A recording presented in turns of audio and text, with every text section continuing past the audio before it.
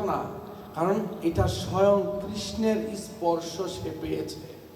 ভগবানের স্পর্শ পাওয়া মাত্রই তার চেতনা অটোমেটিক চেঞ্জ হয়ে গেছে, এবং যে বারবার সে বলতেছে যে আমি নেব না, এখন সে নিতে বাধ্য হয়ে গেছে, কারণ অন্তর থেকে ভগবান তাকে অনুপ্রাণিত করছেন গীতাকে নেওয়ার, গ্রহণ করার জন্য। তো এই হচ্ছে গীতার মহিমা। হ্যাঁ, তো আমি জানি না, আসলে টপিকসগুলা অনেক বড় টপিকস। আমি একটা শর্টকাটভাবে বলার চেষ্টা করব। এটা অনেক বিশাল টপিকস। আমি যেহেতু আমি সহজ সরলভাবে বলার চেষ্টা করবো, আপনারা কীভাবে সহজ সরলভাবে বুঝে নেবেন। তো এই শ্রীমদ্ ভগবত গীতার যে মূল বিষয়বস্তু, গীতার 5টা বিষয়বস্তু আছে, বুঝতে পারছেন? কি কি 5টা বিষয়বস্তু অনেকেই জানে। যে গীতার 5টা বিষয়বস্তু হচ্ছেন ঈশ্বর, বলেন ঈশ্বর, জীব, প্রকৃতি, কাল, কর্ম। মনে থাকবে সবার? ঈশ্বর মানে ভগবান, জীব মানে আমরা, এই তো ভগবান, আমরা, এই যে নেচার, এই পুরো জড়জগৎ, এটা হচ্ছে প্রকৃতি। ঠিক আছে? আমি সরলভাবে বলতে যাতে সবসময় মাথার মধ্যে, ব্রেনে যাতে থাকে। ঠিক আছে? মানে ভগবান, আমরা, এই প্রকৃতি, ন্যাচারাল, গাছপালা। ঠিক আছে? এই হচ্ছে প্রকৃতি। আর এই যে আমরা গড়ি দেখি, কাল, সময়। ওকে? আর আমরা সারাদিন যা কিছু করি, দিস ইজ কর্ম। ওকে? এই 5টা জিনিস এই শ্রীমদ্ ভগবত গীতার ভিতরে বর্ণনা করেছেন। আপনি যেখান থেকে শ্লোক নেন, এই 5টার ভিতরেই পড়বে। হ্যাঁ, এই 5টা বিষয়ের মধ্যেই সব কিছু নিরূপণ করা আছে। তো এবার আমরা আসি, সংক্ষিপ্তভাবে আমরা এই 5টা বিষয়বস্তু সম্পর্কে একটু আলোচনা করব। আসলে আমরা যে কোন এই এই সংসারের কোন চাপের ভিতরে পইরা আছি, এই বিষয়গুলা জানলে পরে বুঝতে পারবে যে আমরা আসলে কোন জায়গায় আছি, আমার কি করা কর্তব্য। এই বিষয়গুলো যদি বিন্দু পরিমাণে জানেন, তাহলে আপনারা চাবি খুঁজে পাবেন নিজের পায়ের বন্ধনের শিকল খোলার জন্য। ঠিক আছে? সবাই প্রস্তুত? হরে কৃষ্ণা। তো প্রথমে আসি আমরা ঈশ্বর। ঈশ্বর বলতে আমরা কি বুঝি? ঈশ্বর বলতে আমরা কি বুঝি প্রভু? হরে কৃষ্ণ। সৃষ্টিকর্তা হওয়া ঠিক আছে। ঈশ্বর বলতে বুঝি আমরা কন্ট্রোলার, যিনি আমাকে কন্ট্রোল করেন, তাই তো? শিবকে কি আমরা ঈশ্বর বলি না? শিব আমাকে কন্ট্রোল করে কিনা? যদিও শিব মেইন কন্ট্রোলার না, গৌণ কন্ট্রোলার। ব্রহ্মা, আমরা কন্ট্রোলার, ব্রহ্মাকে আমরা ঈশ্বর বলি না? বলতে পারি কিনা? কেন?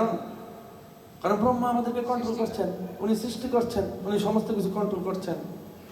কিন্তু সুপ্রিম কন্ট্রোলার সে হচ্ছে একজন, আছেন কৃষ্ণ। তো এই ঈশ্বর হচ্ছে কন্ট্রোলার। আর জীব কি? উনি হচ্ছে মেইন, সুপ্রিম, পরম কন্ট্রোলার হচ্ছে কে? ভগবান বা ঈশ্বর। আর জীব মানে আমরা কি? ক্ষুদ্র কন্ট্রোলার, আমরা ছোট কন্ট্রোলার। আমরা অনেক কই না, আমরা অনেক বলি না যে যেহেতু আমি ভগবানের অংশ, তাহলে আমিও ভগবান, বলি কিনা? অনেকেই বলি এটা। আরে আমি তো ভগবানের অংশ, আমিও ভগবান। ঠিক আছে, আসলে আমিও ভগবান, তবে আমি ছোট ভগবান। ভগবান মানে কি? ভগবান মানে হচ্ছে শক্তিমান। কৃষ্ণ হচ্ছে পূর্ণ শক্তিমান, আর আমরা হচ্ছি ক্ষুদ্র শক্তিমান। কিভাবে বুঝবো যে আমি ক্ষুদ্র শক্তিমান? আমি যে বললাম ক্ষুদ্র শক্তি, আমি কিভাবে বুঝবো? না, আমি শুধু আমার শরীর সম্পর্কে জানি।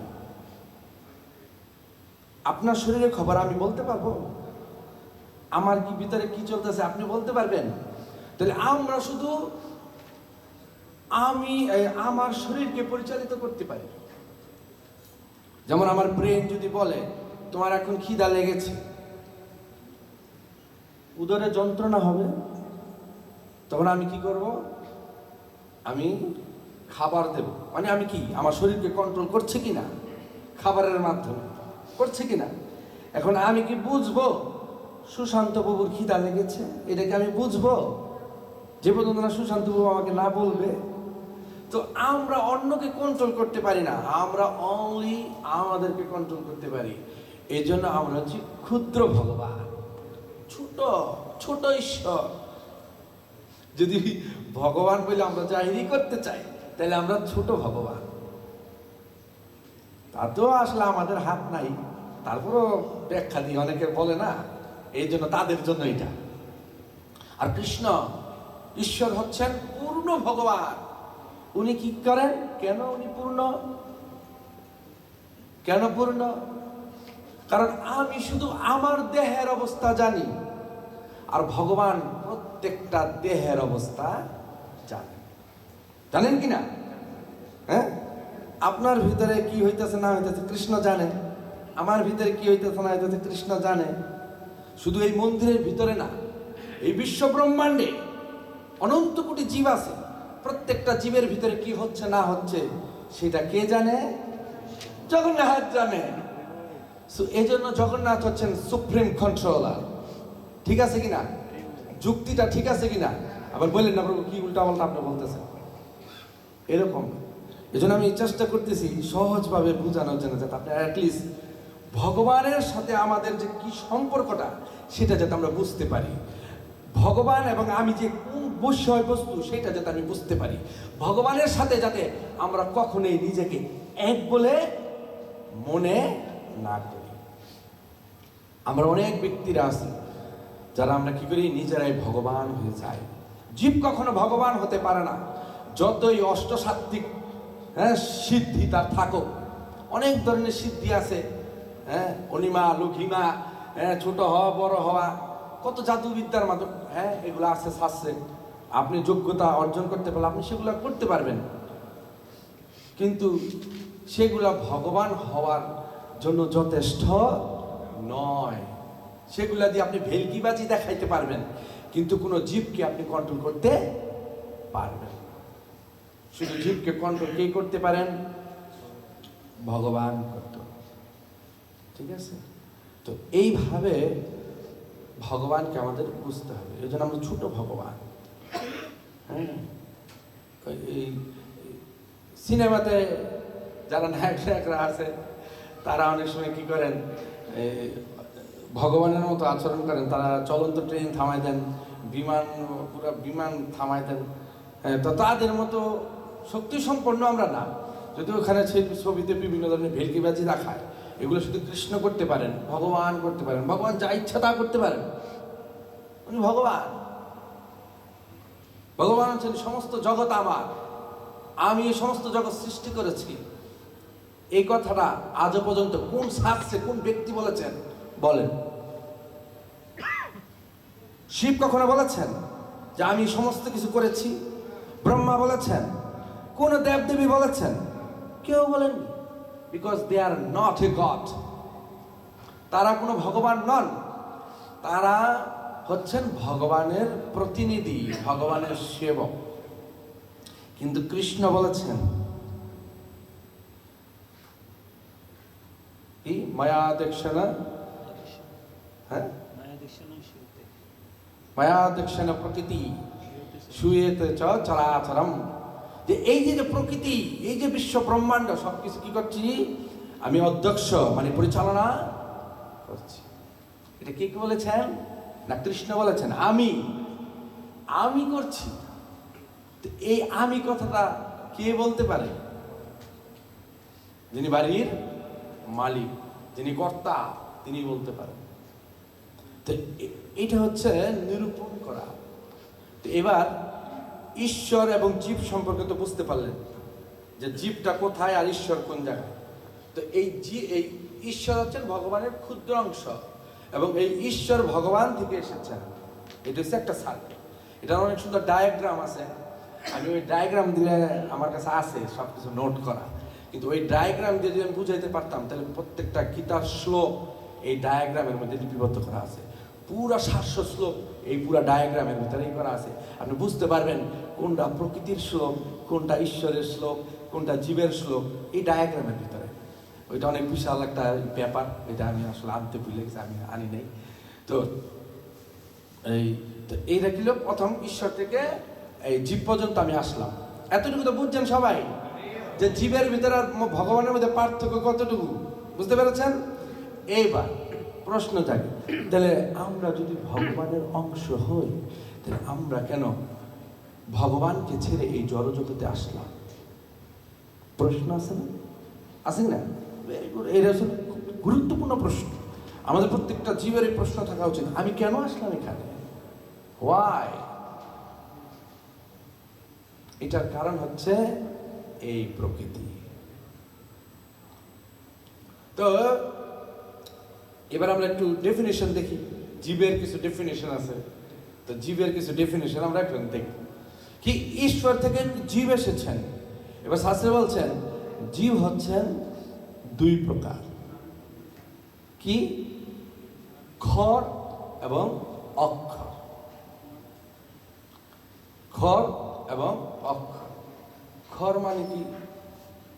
ক্ষয়প্রাপ্ত হওয়া, অস্থায়ী, যিনি নিত্য না, অনিত্য, যিনি ধ্বংস হয়ে যাবেন। তো এ হচ্ছে ক্ষর এবং অক্ষর। আর অক্ষয় মানে কি? অক্ষয় হচ্ছে মুক্ত আত্মা, যারা ভগবত ধামে আছেন তারা কখনো ক্ষয় হবেন না। ভগবান ধামে যারা থাকেন তারা কখনো ক্ষয় হয়? তারা নিত্য, তারা সবসময় বর্তমান, তাই না? তো এই হচ্ছে দুই ধরনের জীব।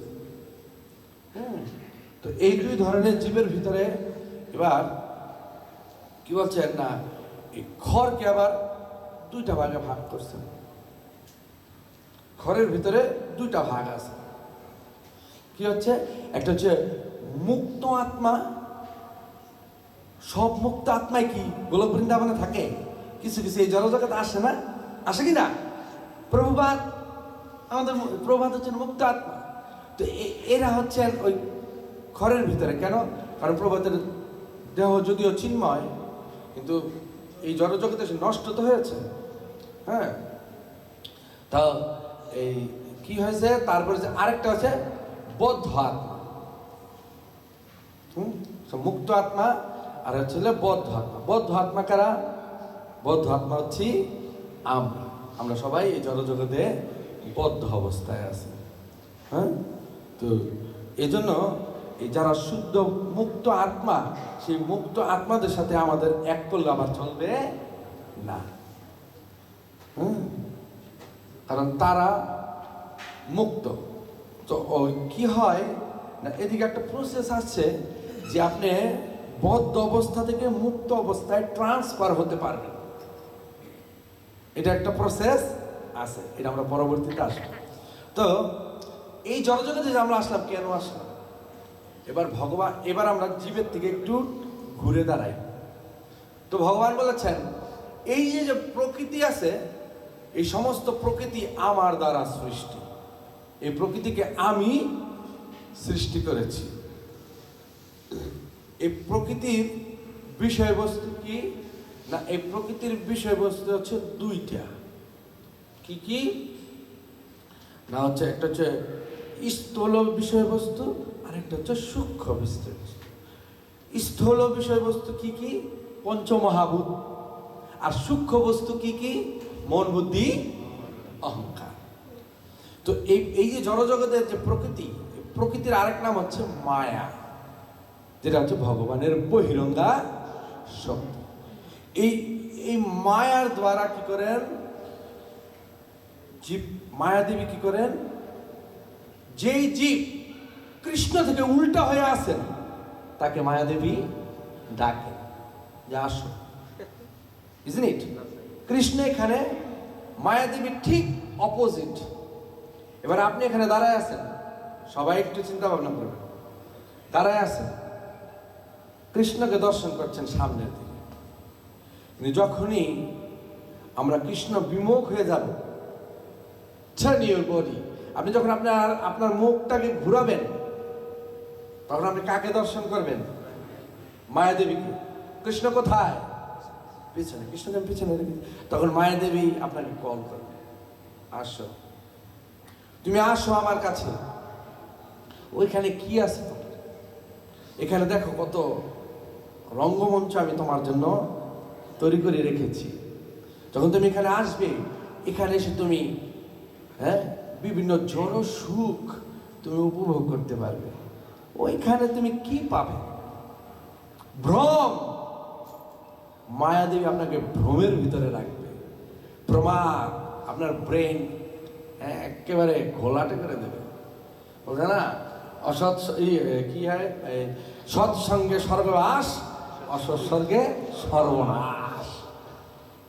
তো মায়াদেবী বাবা আমাদেরকে ডাকবেন, আসো বাবা, তোমার জন্য আমি সব কিছু রেডি করে রেখেছি।